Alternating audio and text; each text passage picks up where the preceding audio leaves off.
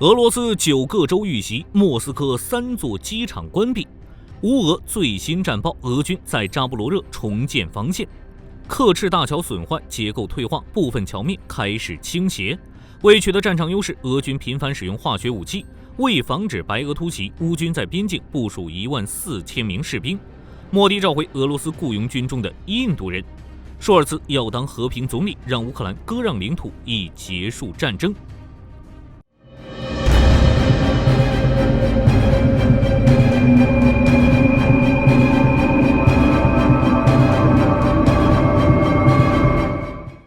打击莫斯科，乌军就好像是每日打卡一样。继莫斯科火车站与沃洛涅日州弹药库被摧毁之后，莫斯科机场也遭殃了。9月10日，俄罗斯9个州都发生了无人机袭击事件。按照俄罗斯国防部的消息，144架乌克兰无人机被俄罗斯防空系统摧毁和拦截。在这次袭击中，乌军重点照顾对象就是布良斯克，俄罗斯拦截了72架，其次就是莫斯科拦截了20架无人机，库尔斯克、图拉别尔哥罗德等地也遭遇了袭击。一般来说，俄罗斯国防部不会报道损失，就算有，也是全部拦截，毫发无伤。不过，根据媒体报道，莫斯科的谢列梅捷沃、多莫捷多沃以及弗努科沃机场均已关闭。多莫捷多沃机场属于俄罗斯最大的国际航空枢纽之一，是很多国际航班的中转站，而弗努科沃机场则是俄罗斯最大的国内航空枢纽之一，每天都有数百架飞机起降。此外，莫斯科附近的茹科夫斯基机场受损。茹科夫斯基机场位于克里姆林宫东南38公里处，俄军防空系统未能拦截无人机。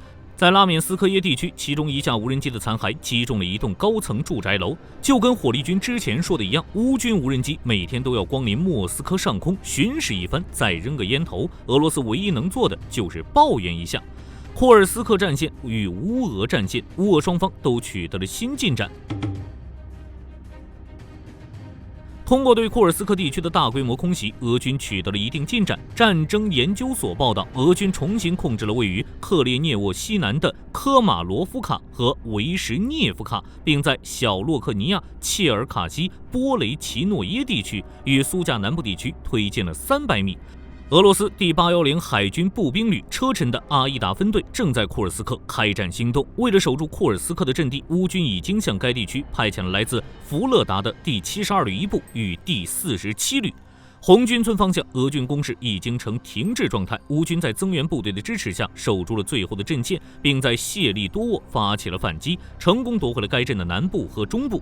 至于诺沃赫迪夫卡，火力军更倾向于俄军并未完全占领。俄罗斯国防部之前声称部队已经占领了诺沃赫迪夫卡，而乌军表示该地区的战斗正在进行。诺沃赫迪夫卡距离红军村只有20公里，按照乌军的话来说，该地区属于红军村方向最困难的地区。之前乌克兰第59独立摩托化步兵旅曾向自由欧洲电台爆料，军事指挥部决定从诺沃罗迪夫卡撤军，因为该镇地理位置不利。不过，乌克兰总参谋部在每日更新的战报中表示，乌军在红军村周围的定居点附近击退了数十次袭击，包括诺沃赫迪夫卡。只是该声明并没有具体说明战斗是在诺沃赫迪夫卡内部进行，还是仅在其附近进行。不过，从俄军对库尔斯克的反应来看，俄军严重缺乏预备队或者可以迅速调动的机动部队，本身就只能保证对前线部分地区的重点进攻。再将有限的机动部队调往库尔斯克后，俄军想要继续在红军村等地保持高强度进攻几乎不可能。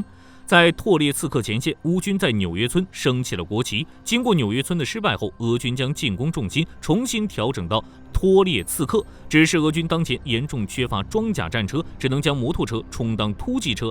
在乌军炮火下，毫无防御能力的摩托车导致俄军出现大量的伤亡。在福勒达方向，俄军突击小队骑着摩托车在帕夫利夫卡北部攻击乌军阵地，但被全部击退。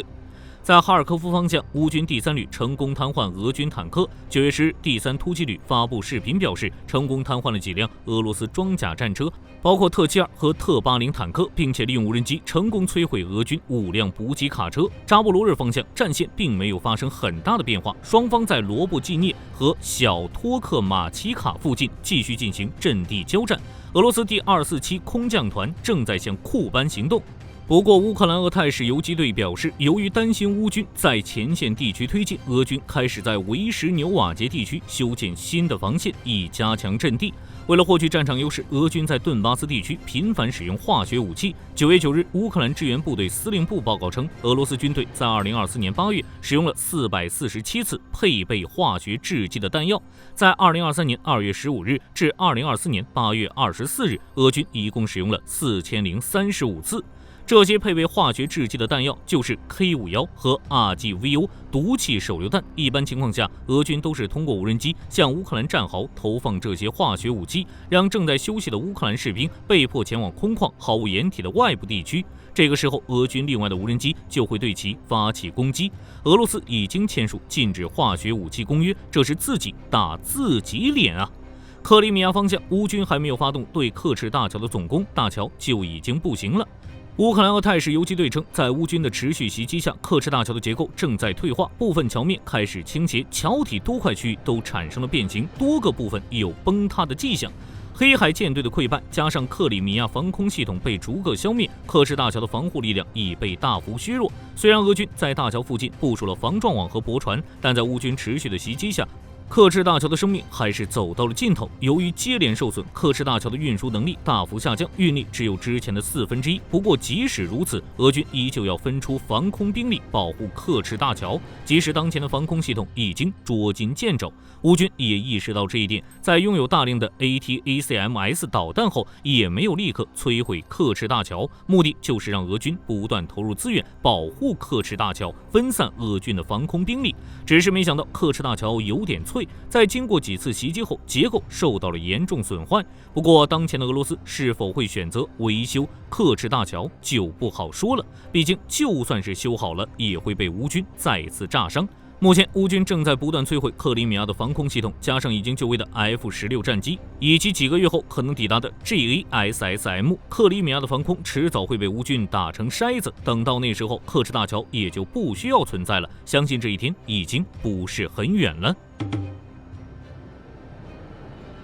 印度媒体报道，在莫迪的强硬要求下，俄军内的印度雇佣兵退出前线，很快就会回到印度。之前曾有媒体爆料，有90多名印度人在没有翻译的情况下被迫加入了俄罗斯雇佣军，目前已有8人被正式宣布阵亡。虽然莫斯科方面表示雇佣手续合法，印度人都是自愿加入的，但是莫迪还是将这些雇佣兵带了回去。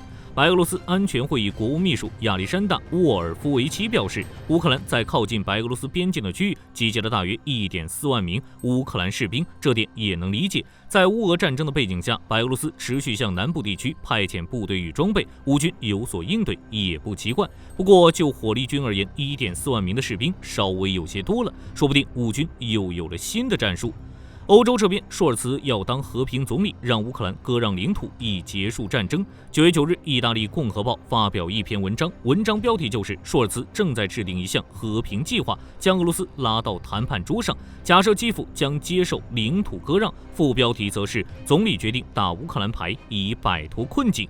就当前的情况来看，舒尔茨的确遇到了麻烦。德国东部几个州的选举结果对舒尔茨不利，为了缓解局势，舒尔茨执行了一项乌俄和谈计划，让俄罗斯坐到谈判桌上。报道称，该计划可能涉及乌克兰做出领土让步，并且不排除将部分乌克兰领土转让给莫斯科。双方和谈之后，舒尔茨以和平总理的身份提高自己的地位。对于这个报道，火力军只能说内容稍微有些偏激，但从舒尔茨最近的表态来看，的确有这个方向。9月8日，舒尔茨在接受德国电视2台采访时表示，支持俄罗斯参加第2届和平峰会。把俄罗斯拉到谈判桌前，也就意味着乌克兰需要同意俄罗斯参加谈判的主要要求，也就是割让一定的领土。很明显，乌克兰不会同意。泽连斯基已经在多个场合强调，乌克兰永远不会同意割让领土换取和平。舒尔茨的想法注定要落空。只是就目前的情况来看，的确有多国开始推动谈判。泽连斯基也在制定一项胜利计划，希望今年秋天结束战争，依靠国际社会对俄罗斯施加压力，确保以对乌克兰有利的条件实现和平，而不是与俄罗斯合作。印度等国也试图说服俄罗斯与乌克兰谈判，但具体细节还不清楚。不过，按照俄罗斯安全委员会秘书绍伊古的说法，只要乌军还控制着库尔斯克地区，就不会与乌克兰进行谈判。另一边，乌克兰也不会同意以领土换取和平。真正的谈判或许还需要很长时间。9月11日，根据媒体报道，台湾空军新竹机场一架单座换线2000战机在夜间训练时发生事故。当时飞行员谢佩勋驾驶标号2047的幻象2000战机从新竹基地起飞，但在返场过程中发现动力失效，飞行员随即弹射跳伞。事故发生后，台湾空军与海巡舰艇展开搜救，在南辽外海寻获谢佩勋，然后将其送往医院接受进一步检查。根据媒体报道，乌克兰总理什梅加尔在当地时间9月10日表示，相较于去年，乌克兰今年的武器产量增加明显，至少翻了1倍。此外，乌克兰还计划在今年年底之前生产100万架以上的无人机。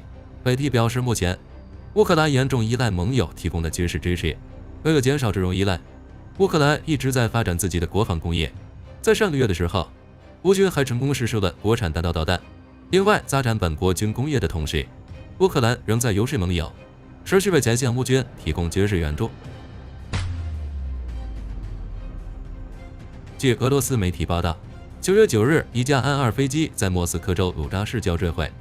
事故发生时，机上有2名飞行员，初步推断均已死亡。飞机坠毁后没有引发火灾，也没有导致地面人员伤亡和财产损失。目前，俄罗斯正在调查坠机的具体原因。据俄罗斯媒体报道，亚美尼亚向乌克兰转让了大量防空设备，包括 S-300、山毛榉和黄蜂等防空导弹系统，以及相关的导弹。尽管该说法并未得到亚美尼亚和乌克兰方面的证实，但从亚美尼亚近期的表现来看，他已经在对俄罗斯保持距离。此前，亚美尼亚宣布退出俄罗斯主导的区域军事联盟集体安全条约组织，并和北约进行了多轮军演。其实不只是亚美尼亚，那些和俄罗斯拥有合作关系的诸多国家，自从俄罗斯入侵乌克兰之后，都已经在远离俄罗斯。据俄罗斯媒体报道，俄科研人员新研发出一种氢能源无人机，这种无人机可确保在飞行过程中机身不会震动，从而可以安装一些灵敏的探测设备，能够用于石油、天然气管道和输电线路等设备的巡逻检测任务。另外，这种无人机在飞行过程中也不会排放热气，因而难以追踪其飞行路线。而采用普通燃料的无人机，其飞行痕迹一般会在空气中留存6小时以上。它的这种隐身特性，在搭配上光学侦察设备后，还可执行侦察任务。由于这种无人机的续航时间大概只有2小时左右，俄罗斯为了使用这种无人机进行相应任务，还特意让科研人员研制了专门的集装箱加氢站，可在5分钟内将无人机携带的氢气瓶充满。据彭博社报道，瑞典向乌克兰发起了第17次军援，包括 RBS-70 防空系统、CB-90战车以及战斗艇等大量武器。此外，瑞典还和乌克兰讨论了转让鹰式战斗机的计划。其实，自今年加入北约后，瑞典就在不断加大军援乌克兰的力度。然而，就在瑞典发起新一轮军援计划之后，其首都斯德哥尔摩机场附近突然出现了4架来历不明的无人机，导致多架即将起飞的航班被迫改道。随后，该机场还停止运作了数小时，来对这些无人机展开调查工作。尽管目前尚不清楚这些无人机的来历，但从近日俄军无人机频繁进入罗马尼亚等北约领空的行为来看，这些无人机来自俄军的可能性很高。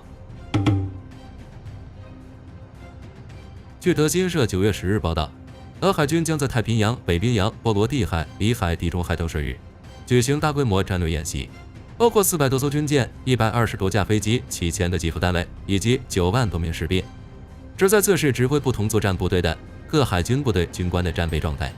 演习时间定于9月16日结束。据美国防务新闻9月9日报道，美政府在近期一份报告中指出，过去20年间，美陆军载人飞机数量减少20%。在2000年，美陆军拥有近5000架载人飞机，其中大部分是升机。然而，截止到去年，这一数字锐减到约3900架。此外，该报告还指出，美陆军直升机组人员的飞行时长仅为过去20年内巅峰时期的1/3。美陆军直升机年平均飞行时长在2011年达到巅峰，当时机组人员年平均飞行时长为302小时。然而，根据数据显示，去年美陆军直升机平均飞行时长仅为198小时，足足下降了1/3以上。值得一提的是，虽然美陆军直升机的总数下降了，但是用于训练和作战的直升机数量却有所增加。2000年时，美陆军直升机队中可执行战斗任务的直升机比例约为50%。自2007年以来，这一比例一直保持在60%以上，截止到去年已上升至68%。有媒体猜测，造成这种情况的原因，大概率是因为美陆军有大批量的老旧直升机退役，才导致数据上直升机总量在下降。而随着近些年来美陆军不断研发现代化直升机，这些新直升机的可用性自然要比以前的机型高上不少。据多方媒体报道，9月10日，美国国务卿布林肯已证实，伊朗向俄罗斯提供了弹道导弹，这些导弹可能会被用于袭击乌克兰。布林肯表示，将会在晚些时候对伊朗实施制裁。随后，英国和法国外交部长也发表联合声明，共同声讨了伊朗向俄罗斯提供弹道导弹的决定，并决定立即采取措施取消与伊朗的双边航空服务协议，同时对伊朗实施制裁，包括制裁参与伊朗导弹计划，以及向俄罗斯运送伊朗导弹的实体和个人。另外，据美国众议院外交事务委员会主席麦考尔表示，布林肯将会与英国外长一起前往乌克兰，探讨关于是否使用 ATACMS 导弹远程袭击俄罗斯的具体细节。而且，美总统拜登和英首相斯塔默也准备讨论这个问题。据路透社报道，俄军在库尔斯克地区发布的征兵广告中，竟使用了一名乌军士兵抱着孩子的照片。据悉，该照片是此前乌军士兵在伊尔平帮助民众撤离时拍下的，没想到却被俄军用作征兵宣传。另外，乌军也在乌孔区的诸多村镇里发布了征兵广告，这些广告大多张贴在公用电话亭住户们檐下，甚至不少乌军的征兵广告还与俄军的贴在了一起。值得一提的是，截至目前为止，乌军已经在库尔斯克地区招募到了不少俄罗斯人入伍，这无疑是在扩大兵源的同时，也给了俄军助兴一击。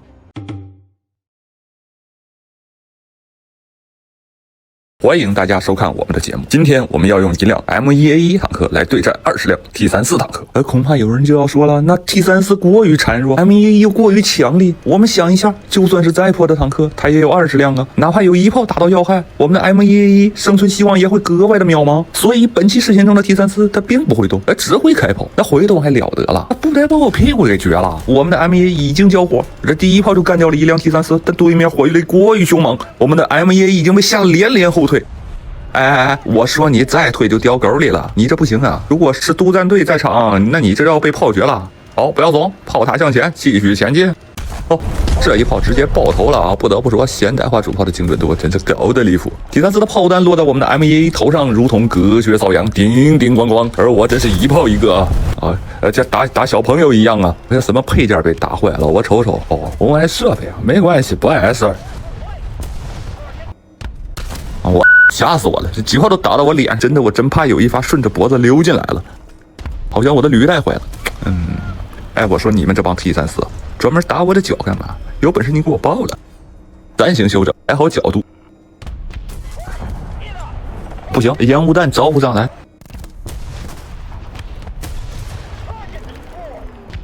说好了，上。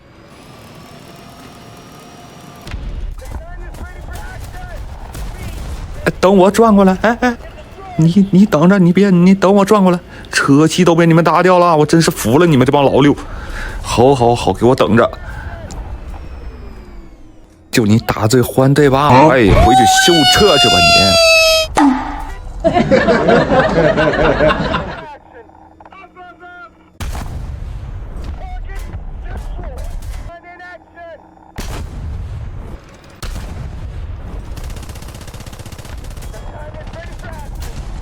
啊！什么东西坏了？着火了？还好，火不大。这基本形势可以确定了，敌方 T34 已所剩无几，我们修好履带就可以上去终结战局了。还剩几辆 T34 在疯狂的轰炸，再来一发烟雾弹修整一下。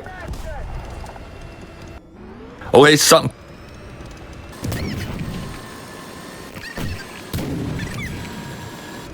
最后一辆解决。